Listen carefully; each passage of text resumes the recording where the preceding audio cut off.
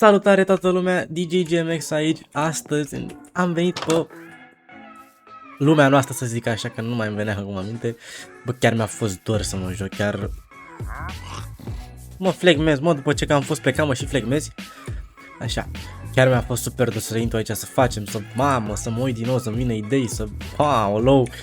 Chiar după ce am ajuns de la Orșova cu videoclipul care le-am pus, oricum le-am decalat, pentru că vă zic sincer, am editat videoclipul cu Minecraft, mai trebuia videoclipul cu Five Nights at Freddy's și am uitat să le editez. Mi-am dat seama când eram, gândiți-vă, cred că la 6 ore de casă și n-avea cine să-mi editez, adică aveam, că îl puneam pe frate meu, dar nu.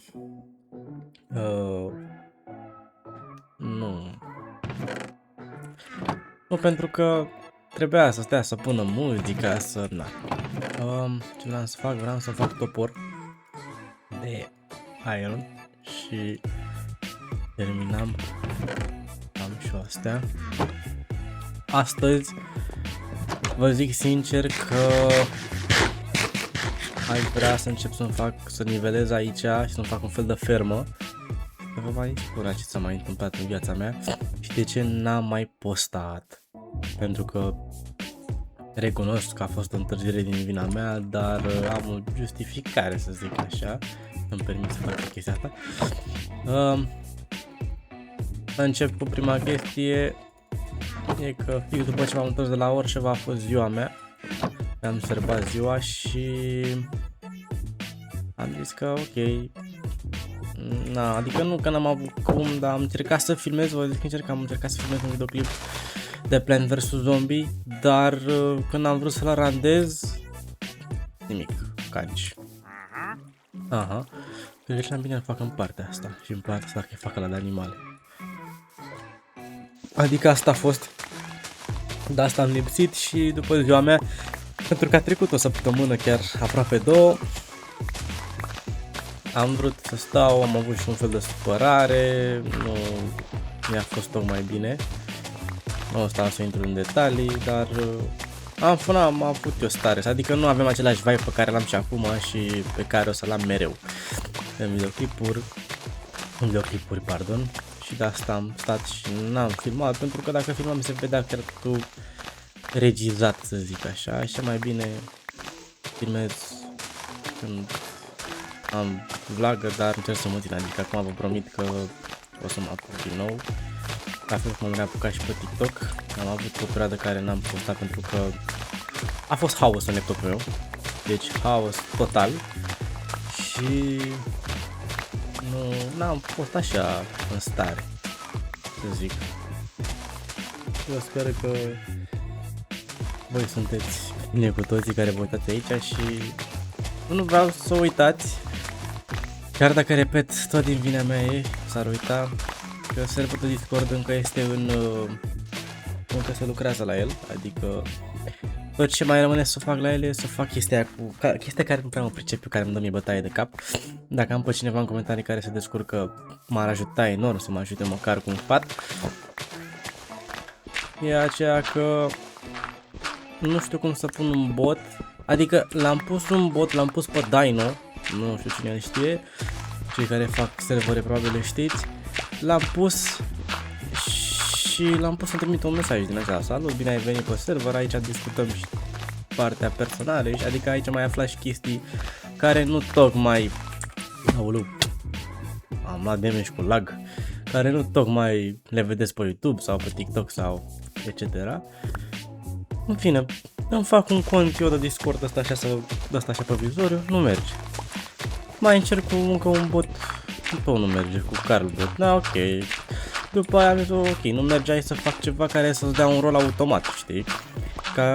Ca atunci când îl pui, când intri tu și când își face la acțiunea, tu să nu mai vezi chestia cu salutul și să ai permisiunea de a intra în general, dar scrie în general, adică avea facilitățile oricărui om din acel server și îmi dă bătăi de cap și chiar credeți-mă că nu mai știu ce să fac. Adică am ajuns la punctul în care mă documentez, dar nu știu de unde să încep. Așa sunt. Adică trebuie să o iau ușor și încă mai lucrez la el, dar da, mai un pic și o să rezolv și cu programul. Sper să mă repet, sper din suflet să mă țin de ele așa că să mi se facă un obicei din chestia asta să filmez. Mie îmi place foarte mult, vă zic sincer că doar când mă joc cu voi, când postez pe YouTube mă joc foarte mult, în rest mă joc așa cu prietenii, mă joc 20 și da. Dar da, vreau să postez pentru că îmi place și gaming-ul și știm cu toții că prin perseverență ajungem undeva sus, nu prin hai bă că merge și hai că nu știu ce și de asta vreau să... Da, hai să dau și joc mai încet că nu să-mi sală peste mine. Ia să vedem. Cred că... nu mai încet. Să vedem. Cred că este mult mai bine așa, nu știu. Pentru că unor vorbeam și eu și cred că s-a și jocul peste mine. Dacă e chestia asta îmi pare rău. Ce vreau să zic? Că vreau să cresc pentru a face și live stream-uri și așa îmi și place, adică și partea de gaming îmi place, dar na, mai de investit și aici și vă zic sincer că fix aseară mi-am făcut un tabel așa cu cheltuieli așa mari. Și vă dați seama că pentru mine gaming-ul cu DJ-ala e cam acolo, adică se cam că bat cap în cap, dar îmi plac amândouă și n-aș renunța nici la una, nici la alta și aș investi în mod egal în amândouă, dar e greu să investești în mod egal în, cum să zic, în stă pe limbă, în două pasiuni, vreau să zic un cuvânt, dar nu îmi vine, în două pasiuni care îți necesită bani. Adică vă dați seama că eu ar trebui acum zic să-mi iau alt calculator, să fac alt calculator, să-mi fac și un web și în spate dacă e să-mi fac și un design frumos, că în spate acum dacă pornesc web-ul o să vedeți un perete gol. Așa mai bine îmi cumpăr un green screen, îmi cumpăr ceva, văd eu cum o fac și sau chiar în spatele meu fac un design mișto. Pentru că mie îmi place, vă zic, îmi place să fiu persoană publică, îmi place să merg pe partea asta așa de social media și sunt conștient că trebuie să investesc, dar na, având o vârstă, adică eu mai exact 17 ani, nu pot să investesc și în digitală pentru că n-am un salariu mare, nici măcar n-am salariu momentan. Și să stau să investesc și în calculator și în digitală și într-un design și mai viață personală care n-am mai vrei și tu să mai faci o poftă, mai vrei și tu să mergi pe undeva, nu pot, credeți-mă că nu poți să le țin pe toate. Adică na. Că vă zic sincer, ar trebui așa investiți de vreo 10.000 de lei doar pentru calculator. Și așa eu de unde scot banii? Nu scot din pe YouTube și social media momentan și nici n-am dăruit chestia asta. Dar dacă o voi scoate printr-o sponsorizare cu cineva, n-ar strica. Dar acum nu scot niciun ban și aș vrea să investesc în lucruri în care investesc un ban, cum ar fi DJ-ala, evenimentele private, adică prefer mine să dau 6.000 de lei pe un bas și mai dau încă 2.000 pe niște lumini și chiar mai rămân și cu bani, adică 8.000 și mai rămân și cu 2.000, decât să investesc 10.000 doar pe calculator, după aia încă, să zic, nu știu, cât o cameră web bunicică și după ce fac astea, vă dați seama, ajunge la 15.000 de lei. Stai să zicem că dai 5.000 de lei pe o cameră. Bine, probabil acea cameră, vă dați seama că o folosești pentru daily vlog-uri, oricum am de gând să-mi iau și o cameră pentru daily vlog-uri. Adică chiar mi-ar plăcea să fac și daily vlog-uri, dar toate le iau la rând. Ce tobulangiu ăsta mic. Stai așa. Hop. Gata. Nu știu de ce mi se aude cu delay jocul. Trebuie să văd și chestia asta și acum o să mă întrebați. Bine, acum nu știu câtă lumea se uită la mine, dar zic așa, pentru ăștia care se uită o să vă întrebați, bă, dar de ce vrei să investești și de ce ai de investit 10.000 în calculator, că mi-am făcut calculator de 7.000. Păi da, dar gândiți-vă că pe acest calculator trebuie să am și, bine am zis în jur de, adică poate să fie mai mult și mai puțin, Trebuie să am și ceea ce filmez pentru voi pe YouTube, ceea ce filmez și pentru YouTube, TikTok, pardon. Și trebuie multă memorie RAM, care RAM știm cu toții cât bani s-au făcut și cum au crescut prețurile.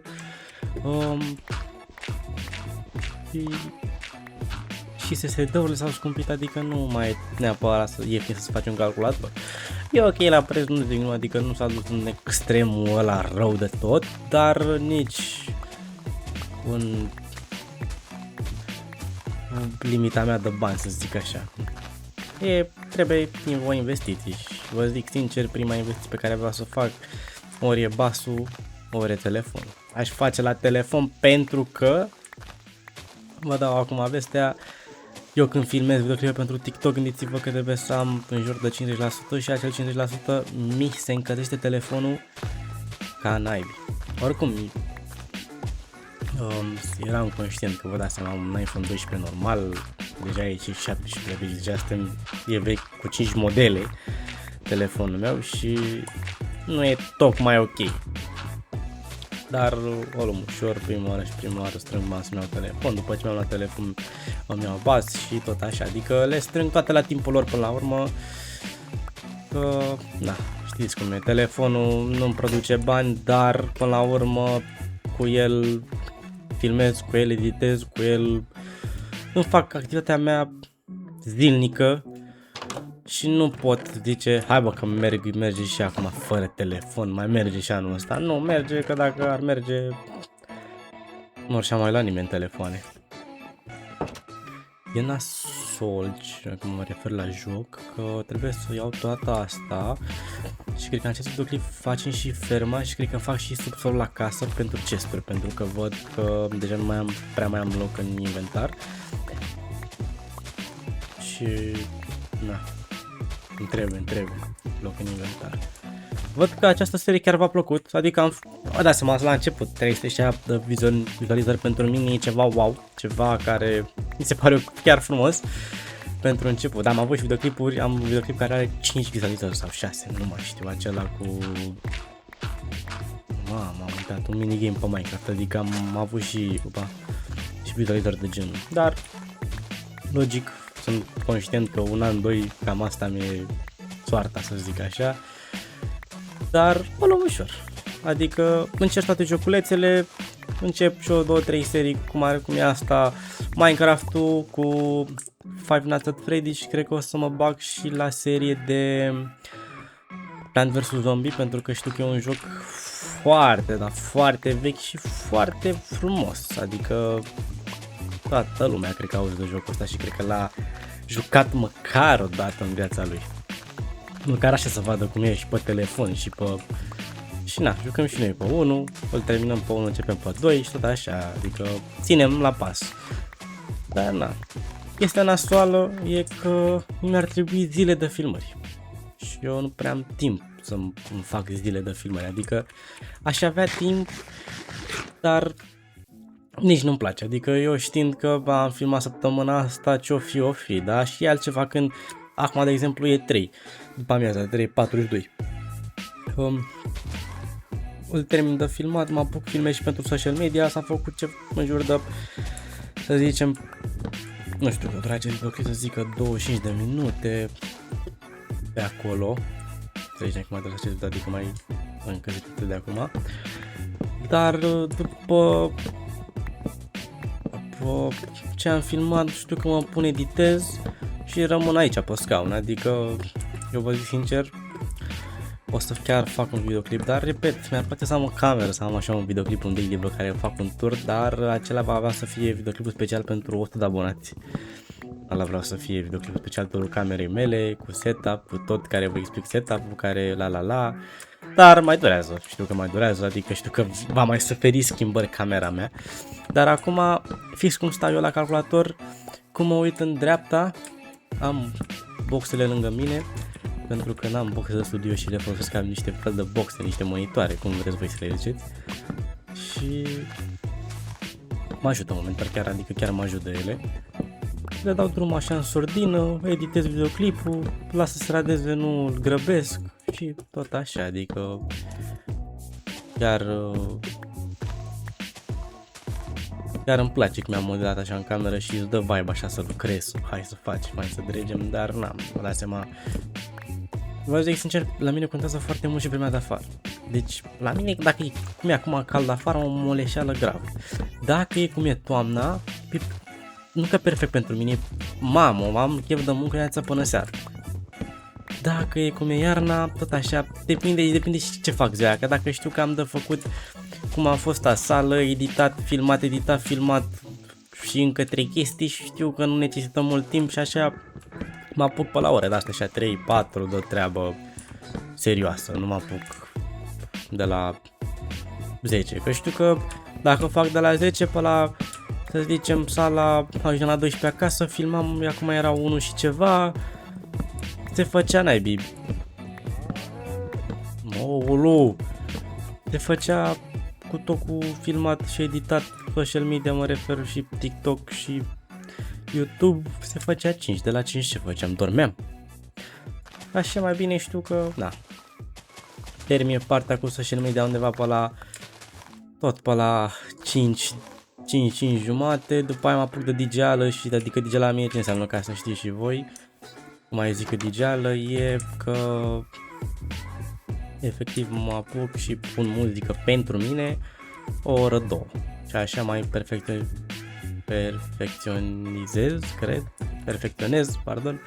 cred, nu știu, nu, toată lumea are momente când nu, zici că n-a făcut român în viața lui.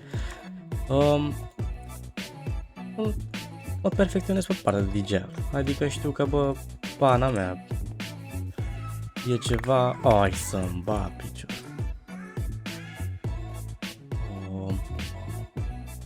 N-avem nevoie, dă-ți-vă de aici, așa.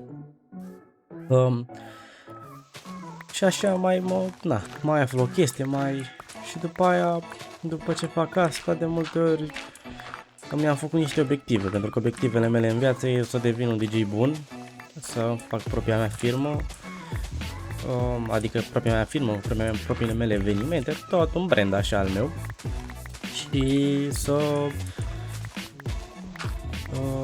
mă duc și pe partea de radio. Și toate chestiile astea, vă dați seama, au un sistem, adică eu am acest gând, știți?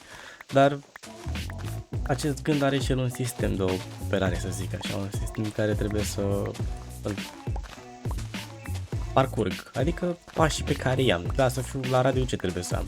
Trebuie să știu să am același ton de voce, trebuie să știu să vorbesc coerent, trebuie să știu și uite așa ajungi să fii și la radio după ce ai învățat chestiile astea. Adică asta e, cum să zic eu,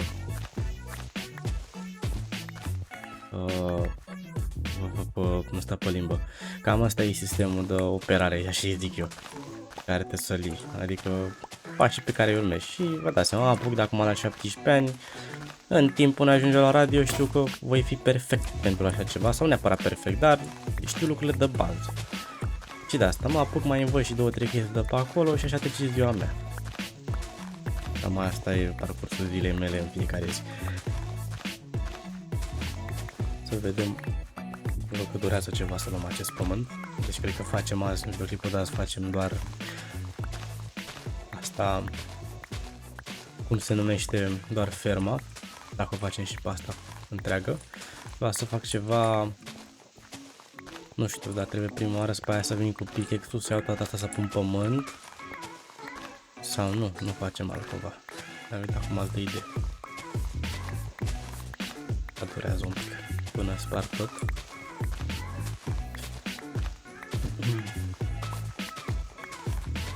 Da, și vă repet în videoclip, pentru că chiar nu știu ce să zic. O să fie și serverul de Discord, dar îmi trebuie așa o noapte, o sâmbătă de fapt, în care să stau să mă întâlnesc cu câțiva prieteni, pentru că ei mai știu, mai le-au cu Discord-ul și să fac de aici așa în linie cu casa, sau să fac de așa în spate și aici poate mai fac ceva, un fel de fui. Hai că fac de aici și dacă e ceva. Deci, 3 rânduri. Sau nu? Da, cam 2, 4, 6, 6, 8, 10, să zicem că așa. 4, 6. Hai că am vorbit.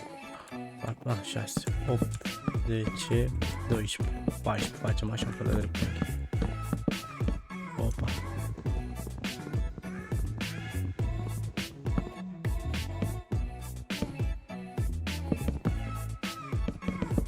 Vreau să ne punem să avem și noi mai avem mâncare, că opa. Așa. Nu prea mai avem mâncare, noi. Bam, bam, bam, bam. Bam, bam, bam, bam, bam, bam, bam.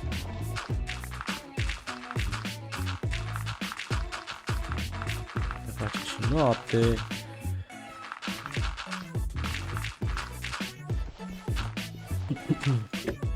Da, și cum vă spuneam, chiar vreau să cumpăr o cameră pentru daily vloguri. Așa, să vreau așa în călătoria asta cu mine. Ce mai fac? Ce o să mai... Cum progresez? Evenimente, poate... Aș vrea să mă apuc și de tutoriale, dar... Na, asta necesită mai multă muncă, mai mult timp și... Vreau să fac tutorial atunci când știu că sunt bazat ca DJ, nu... Ce știu eu acum, 2-3 chestii și să vi le explic vouă, care e măcar nu știu dacă e corect. Așa mai bine știu că, băi, vă dau o informație, dar acea informație este încă utilă pentru voi, extrem de utilă. Vă ajută enorm de mult.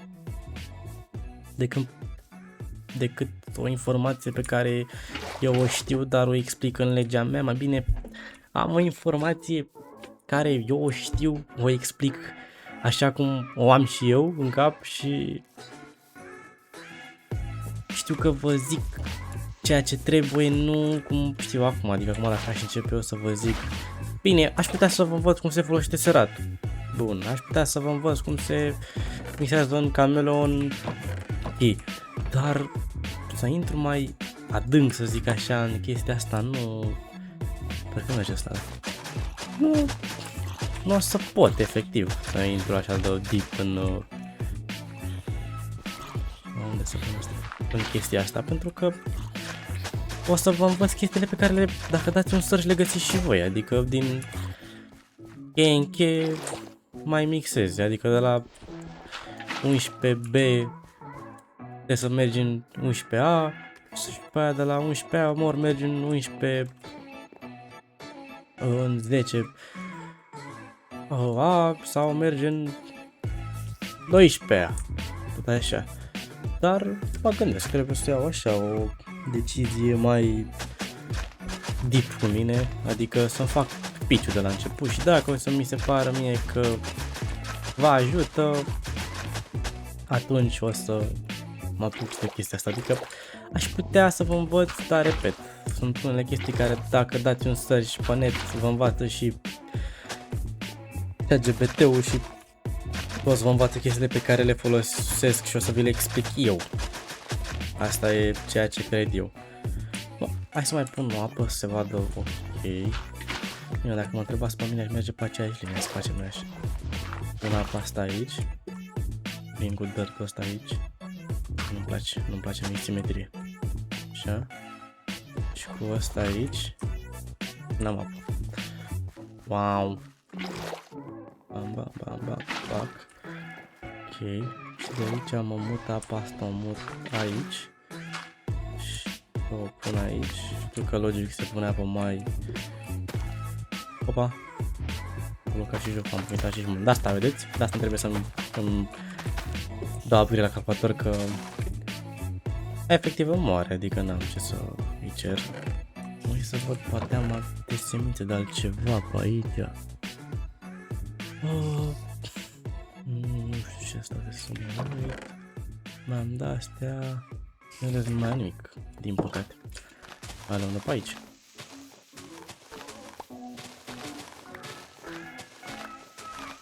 Bam, bam, bam, bam.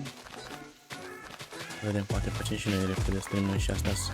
Deja e lung videoclipul, 25 de minute, nu știu cine se uită la tot videoclipul ăsta, dar le fac, zic sincer că îmi place să vă povestesc și mă lungesc fără să vreau. Din păcate. Așa, știu, sunt și eu conștient că nu se uită nimeni 25 de minute. Dar măcar eu știu, poate prin pe cineva care mănâncă. Ai poftă, frate, dacă mănânci. Sau soră, dacă mănânci. Adică, chiar vreau, dacă cine a ajuns până aici să scrie în comentarii, nu știu, ciorbă.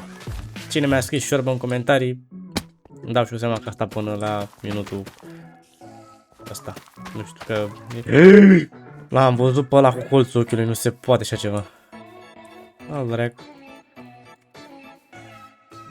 Vezi? De ce am eu videoclipul lung? Din cauza ăstora. Haide, dă-te. Da, vă zic sincer, eu fac videoclipurile astea fără să le tai. N-are niciun fel de cut videoclipul ăsta. Doar în ultimul videoclip pe care l-am postat am avut un cut pentru că mi se blocase calculatorul foarte mult. Nu cum a fost acum așa un fel de flash din acesta, adică s-a blocat și a revenit. Se blocase, chiar a avut jumătate de secundă și țin jumătate de secundă moartă. Jumătate de secundă, jumătate de minut, doamne, scuzați.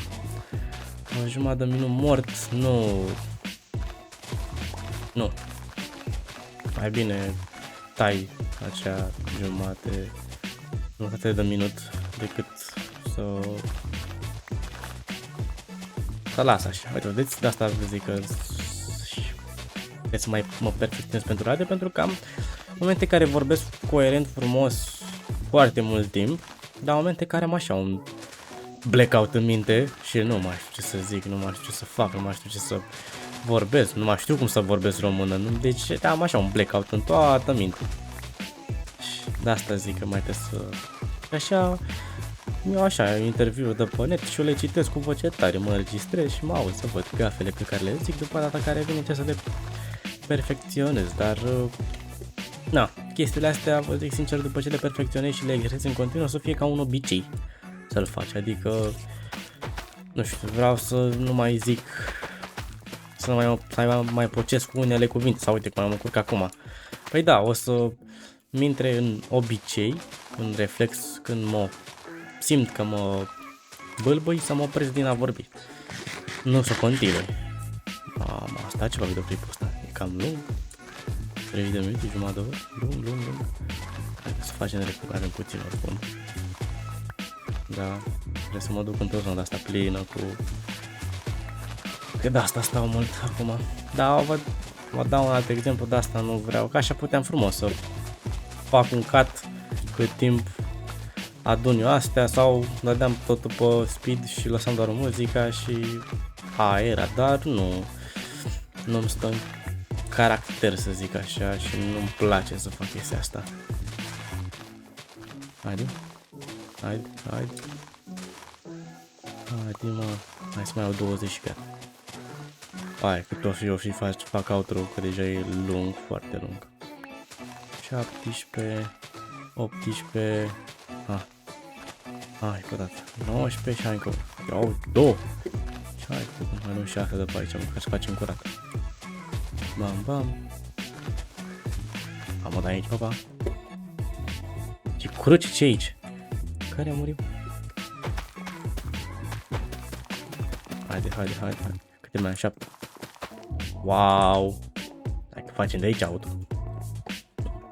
Cam atât cu acest episod. Nu uitați de like, un subscribe. Mamă, l-am mai încurcat. Bine, ne revedem la următorul videoclip care o să fie mâine. Probabil ori cu Five Nights at Freddy's, ori cu Plant vs. Zombie.